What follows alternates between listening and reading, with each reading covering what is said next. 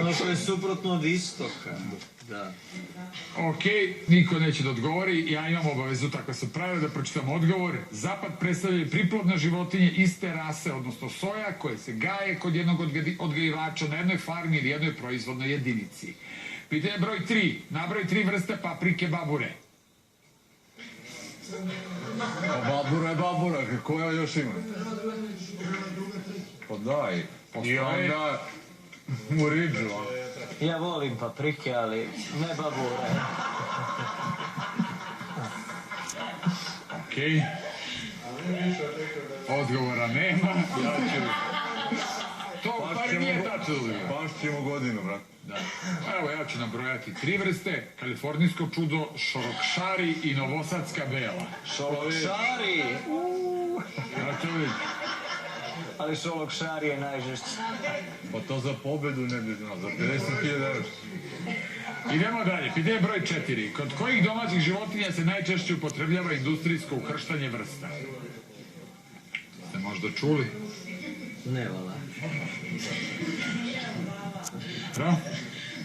U svinjarstvu, ovčarstvu i živinarstvu. 5. pitanje, na pola smo.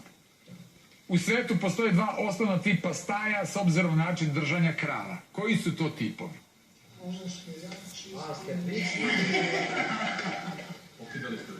Ma kako je staja, otkud znam šta? Staje koliko treba. Da.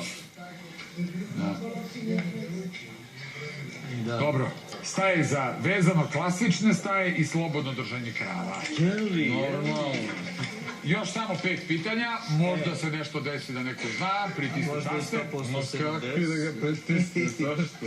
Ma vežem ruke na leđeve. Pitanje broj 6. Šta je akomodacija? Akumulator, ono.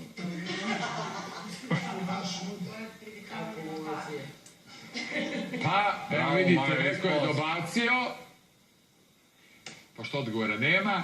Akomodacija je navikavanje životinja na nove uslove koji se bitno razlikuju od onih kojima su pre toga gajene.